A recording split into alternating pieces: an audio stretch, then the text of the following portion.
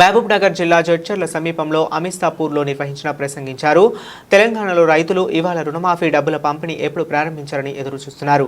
వ్యవసాయ శాఖ మంత్రి తుమ్మల నాగేశ్వరరావు ఇవాళ రుణమాఫీ అమలవుతుందని మొన్ననే ప్రకటించారు. 3 లక్షల మంది రైతులకు 2 లక్షల చొప్పున రుణం మాఫీ చేస్తామని అన్నారు. అయితే ఇది ఉదయాన్నే ప్రారంభం కావట్లేదన్నారు. సీఎం రేవంత్ రెడ్డి ప్రకటన చేశాకే ప్రారంభించే ఆలోచన ఉందని ప్రభుత్వం తెలిసింది. సీఎం ప్రకటించాలంటే మధ్యాహ్నం అయిపోయింది. ఎందుకంటే ఆయన ఇవాళ మహబూబ్ నగర్ జిల్లాలో జరుగుతున్న రైతు పండుగ 3వ రోజు కార్యక్రమంలో పాల్గొని ప్రసంగించారు. ఆ ప్రసంగంలో రుణమాఫీపై ప్రకటన చేశారని తెలుస్తుంది. ఆ తర్వాత రుణమాఫీని అమలు చేస్తారని అంటున్నారు. అదే జరిగితే అకౌంట్లలోకి డబ్బులు రావడానికి ఇవాళ సాయంత్రం అవ్వచ్చు, లేదా డిసెంబర్ 1 ఆదివారం కాబట్టి డిసెంబర్ 2న మనీ వచ్చే అవకాశాలు ఉంటాయి. మన ఈ జిల్లా ముద్దుబిడ్డడు ఆనరబుల్ సీఎం కోరిక పిల్లల మర్రిని మళ్ళీ పునరుజ్జీవింపచేసి రక్షించి అందించిన సందర్భం కూడా ఇప్పుడు జ్ఞాపక రూపంలో అందుకున్నారు. అదిగో స్వయం సహాయ సంఘాల తల్లులు చెల్లెలు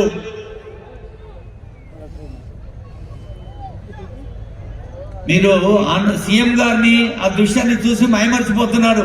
చప్పట్లు కొట్టుకుంటా కూడా చూడొచ్చు, ఎందుకంటే చప్పట్లు చేతులవి చూస్తుంటేమో కండ్ల పని కదా. జోర్సే और प्यार से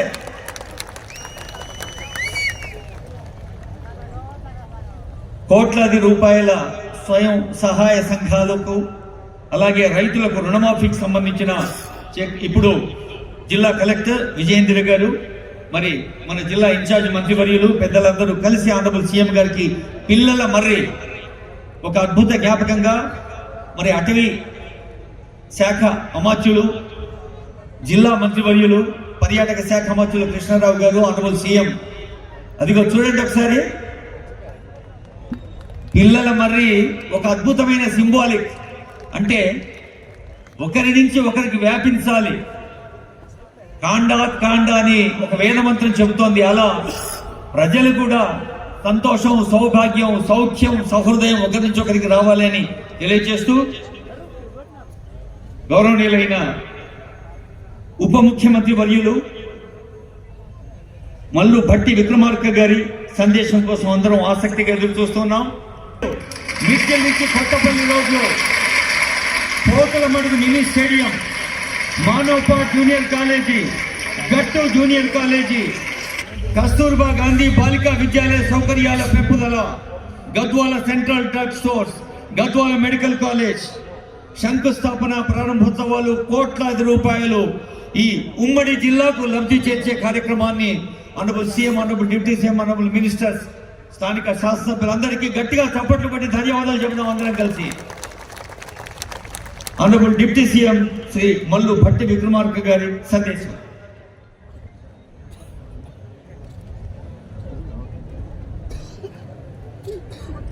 నమస్కారాలు. ఈరోజు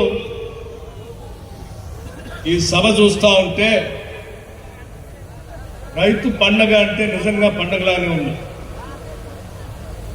ఓ పెద్ద సంక్రాంతి పండుగలానో లేకపోతే ఇంకేదో పెద్ద పండుగలానో రైతాంగ సోదరులందరూ కూడా ఇక్కడ చేరి పెద్ద ఎత్తున సంబరాలు చేసుకునేటువంటి కార్యక్రమానికి ఈనాటి ఇందిరమ్మ రాజ్యం తీసుకున్నటువంటి అనేక నిర్ణయాలు ఈ పండగ కారణమైంది.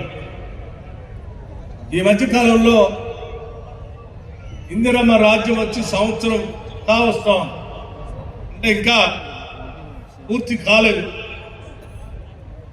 ఈ సంవత్సర కాలం లోపలనే బీఆర్ఎస్ పార్టీకి సంబంధించిన నాయకత్వం రకరకాల ప్రజల వద్దకు వెళ్తాం, లేకపోతే ఉద్యమాలు చేస్తాం, లేకపోతే నిలదీస్తాం, లేకపోతే ఇంకోటి ఏదో చేస్తామని వారి స్టేట్మెంట్ చూస్తూ ఉంటే నవ్వొస్తా ఉంది. నిజంగా 10 సంవత్సరాలు మీరు పరిపాలన చేసి ఈ రాష్ట్రం తెచ్చుకున్నదే నీళ్ల కోసం, నిరుద్యోగ యువతి యువకుల కోసం, రైతుల కళ్ళల్లో ఆనందాన్ని చూడటం కోసం. కానీ ఈ 10 సంవత్సరాల్లో మీరు పాలన చేసిన 10 సంవత్సరాల్లో రైతుల గురించి, వ్యవసాయ రంగం గురించి చేసింది ఏది లేదని చెప్పడానికి మాకు ఎటువంటి సందేహం లేనే లేదు. ఈరోజు ఇదే మహబూబ్నగర్ జిల్లాకి సంబంధించి ఇక్కడ ఉన్నటువంటి కృష్ణా నదిని కూడా తీసుకుంటే ఈ నది ద్వారా ప్రవహించే నీళ్లను కూడా ఈ మహబూబ్నగర్ జిల్లాకో లేకపోతే రంగారెడ్డి జిల్లాకో నల్లగొండ జిల్లాకో నీళ్లు ఇవ్వాలని ఆలోచన చేసింది ఆనాటి కాంగ్రెస్ ప్రభుత్వం. మళ్ళీ తిరిగి వాటిని మొదలుపెట్టి నిధులు కేటాయిస్తూ ప్రతి నెల రివ్యూ చేస్తూ ముందుకు తీసుకుపోయేది ఈనాటి ఇందిరమ్మ రాజ్యం రాష్ట్ర ముఖ్యమంత్రి శ్రీ రేవంత్ రెడ్డి గారి నాయకత్వంలో ఇరిగేషన్ శాఖ మంత్రులు ఉత్తమ్ కుమార్ రెడ్డి గారు మిగతా మంత్రులు ఇక్కడ దగ్గరుండి రివ్యూ చేసి ముందుకు తీసుకొని పోతా ఉన్నారు. ఏమైనా చేశారా? గతంలో ఉన్నటువంటి ఇక్కడ ఉన్నటువంటి దూరాల మేమే కట్టాం. ఇక్కడ ఉన్నటువంటి కోయల్ సాగర్ కానీ లేకపోతే భీమా కానీ లేకపోతే కలో ఇటువంటి ఇత్యాది ప్రాజెక్టులన్నీ ఆనాటి కాంగ్రెస్ ప్రభుత్వాలే మొదలుపెట్టాయి. చివరికి పాలమూరు రంగారెడ్డికి సంబంధించి కూడా ఆనాటి కాంగ్రెస్ ప్రభుత్వమే ఆ రోజు జీవో ఇష్యూ చేసింది. మరి నువ్వు వచ్చి 10 సంవత్సరాల్లో కొత్తగా ఏమైనా చేశావంటే ఏమి చేయకపోగా పాలమూరు ఈ జిల్లాని ఎండబెట్టి ఎడారిలోనే ఉంచావు తప్ప ఏమీ చేయలేదు. మేము వచ్చాం మళ్ళీ ముఖ్యమంత్రి గారి ఆదేశాలతో ఎస్ఎల్బిసి దగ్గర రివ్యూ చేసి టెండర్ల దగ్గర లేకపోతే పాలమూరు రంగారెడ్డికి సంబంధించి రివ్యూ చేసి ప్రతి నెల బిల్లులు ఇస్తాం, పని జరగాల్సిందే అని చెప్పి స్పష్టంగా ఆదేశాలు ఇచ్చి ముఖ్యమంత్రి గారు రివ్యూ చేపిస్తా ఉంటే ఈరోజు ఇక్కడ పనులు జరుగుతూ ఉన్నాయి. ఏం చేయలేదు కదా. ఇది కృష్ణానది పరిస్థితి. పోనీ గోదావరిలో ఏమైనా చేసామంటే రాష్ట్రం మొత్తాన్ని. మరి నేను మిమ్మల్ని అడుగుతున్నా, మీ ద్వారా ఈ తెలంగాణ రాష్ట్ర రైతాంగాన్ని నేను అడగదలుచుకున్నా. ఆనాడు ఒరేసుకుంటే ఉరేసుకున్నా అన్నట్టు ఆనాటి ప్రభుత్వం అంటే ఈనాడు మీరు ఒరేసుకుంటే 500 రూపాయల బోనస్ ఇస్తామని చెప్పిన మాట ఉత్తమ్ కుమార్ రెడ్డిని కాదా? ఒరేస్తే ఉరేసుకోండి అని చెప్పిన ఆనాటి పెద్ద మనిషి మీరు వరి వేసుకోండి, వేసుకున్న వరికి 500 రూపాయల బోనస్ ఇస్తాం, మీ ఖాతాలో 3 రోజుల్లోనే బోనస్ కనక వర్షం గలగల రాలుతుంటే బీఆర్ఎస్ వాళ్ళ గుండెల్లో పిడుగులు పడుతున్నట్టుగా ఉన్నది మిత్రులారా. ఇవాళ కాళేశ్వరం కట్టినా అన్నాడు, పాలమూరు రంగారెడ్డి ఎత్తిపోతలు చేపట్టినా అన్నాడు. ఇప్పటి వరకు 10 సంవత్సరాలలో ఆనాటి చంద్రశేఖరరావు గారు కేవలం సాగునీటి ప్రాజెక్టుల కోసం కాంట్రాక్టర్ల కోసం 1,83,000 కోట్ల రూపాయలు ఖర్చు పెట్టిండు. అందులో కాళేశ్వరానికి 1,02 కోట్ల రూపాయలు 1,02,000 కోట్ల రూపాయలు ఖర్చు పెట్టిండు. 1,02,000 కోట్ల రూపాయలు ఖర్చు పెట్టి ఆనాడు పండిన పంటను కాళేశ్వరం నీళ్లతో పండించిన ఆయన గొప్పలు చెప్పుకున్నాడు. వారు చెప్పుకున్నప్పుడు మేమేం అనలేదు.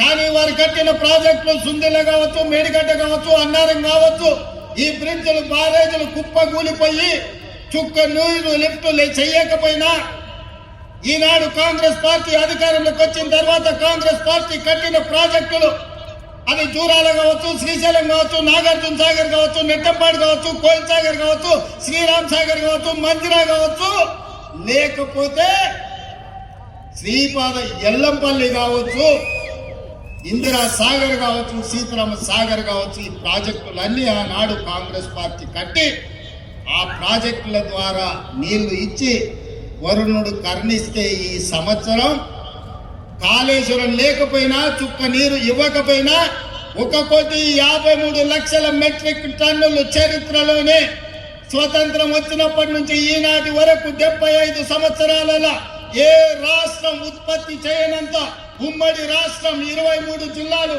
ఇవాళ ఆంధ్రప్రదేశ్ లో ఉన్న 13, తెలంగాణలో ఉన్న 10 ఉమ్మడి 23 జిల్లాలలో కూడా ఒక పంటకు 1,53,00,000 మెట్రిక్ టన్నుల వడ్లు ఎన్నడు పండలే. మరి ఇవాళ తెలంగాణ రాష్ట్రంలో ప్రజాపాలనలో మన ప్రభుత్వంలో ఒక పంటకు 66 లక్షల ఎకరాలలో 1,53,00,000 మెట్రిక్ టన్నుల వడ్లు పండించి 500 రూపాయల బోనస్ ఇచ్చి ఇవాళ ధైర్యంగా ఈ గడ్డ మీద పాలమూరు గడ్డ మీద రైతు పండుగ చేసుకుంటున్నాం. మనకు రైతు పండుగ చేసుకునే హక్కు లేదని బీఆర్ఎస్ వాళ్ళు అంటున్నారు. మీరు ఒక్కసారి ఆలోచన చేయండి మిత్రులారా. 10 సంవత్సరాలు మొదటి 5 సంవత్సరాలు ₹1,00,000 రుణమాఫీ చేస్తా అన్నాడు. 4 విడతలు అన్నాడు. మిత్తి నేనే కడతా అన్నాడు. ఆయన కట్టిన దాంట్లో అసలు కంటే మిత్తికే ఎక్కువైంది. 2018 నుంచి 2023 వరకు మళ్ళీ ₹1,00,000 రుణమాఫీ చేస్తా అన్నాడు. మొదటి 4 సంవత్సరాలు అనా పైసా కూడా ఇవ్వలే. ఆఖరి సంవత్సరం ఔటర్ రింగ్ రోడ్డును అమ్మి 11,000 కోట్ల రూపాయలు రైతుల ఖాతాలో వేస్తే 8,596 కోట్ల రూపాయలు మిత్తికే పోయినాయి. అసలు చెల్లించింది 2,500 కోట్లే. మిస్టర్ హరీష్ రావు గారు, మీరు వినండి స్పష్టంగా. ఆర్థిక మంత్రిగా మీరు బాధ్యత నిర్వహించింది కదా. ఔటర్ రింగ్ రోడ్డు 7,500 కోట్ల రూపాయలకు తెగ నమ్మి ఆనాడు కాంగ్రెస్ పార్టీ నిర్మించి ఒక అద్భుతమైన ఆస్తిని నగరానికి, తెలంగాణ రాష్ట్రానికి ఇస్తే దాన్ని అమ్మేసి 5 సంవత్సరాలలో రైతు రుణమాఫీ చేసింది మీరు 11,000 కోట్లు అయితే అందులో 8,500 కోట్ల రూపాయలు మెత్తికే సరిపోయినాయి. మీరు చెల్లించిన అసలు 2,500 కోట్లే. ఇవాళ ఈ వేదిక మీద నుంచి లెక్కలు చెప్తున్నా. ఇవాళ నువ్వు అనొచ్చు పాలమూరులో మేము లేం కదా, నువ్వు ఎట్లన్నావని. ఇదే లెక్కలు అసెంబ్లీలో నేను లెక్కలు తేలుస్తా. 5 ఏళ్లలో మొదటి సంవత్సరం నువ్వు రైతు రుణమాఫీ చేసినుంటే ఈ 8,500 కోట్లు మిత్తి కాదు, రైతుల అసలు అప్పుకు సరిపోతుండే. మీరు 5 ఏళ్లలో మొదటి సంవత్సరంలోనే రైతు రుణమాఫీ చేయనందుకు ఇవాళ మీరు ఇచ్చిందంత మిత్తికే పోయింది. అందుకే నేను ఆలోచన చేసిన, మా భట్టి గారి సలహా తీసుకున్నా. ఇవాళ నేను ఈ వేదిక మీద నుంచి సగర్వంగా తెలంగాణ రైతాంగానికి గొప్పగా నేను చెప్పదలుచుకున్నా. 29 రాష్ట్రాలలో ఉన్న ముఖ్యమంత్రులను కానీ ప్రధానమంత్రి నరేంద్ర మోడీని, కల్వకుంట్ల చంద్రశేఖరరావును సవాలు విసురుతున్నా. ఈ దేశంలో స్వతంత్రం వచ్చినప్పటి నుంచి ఏ రాష్ట్రమైనా 10 నెలల్లో 25 రోజుల్లో 22,22,062 రైతు కుటుంబాలకు 17,869 కోట్ల రూపాయల రుణమాఫీ చేసిన చరిత్ర ఈ దేశంలో ఉన్నదా అని నేను అడుగుతున్నా.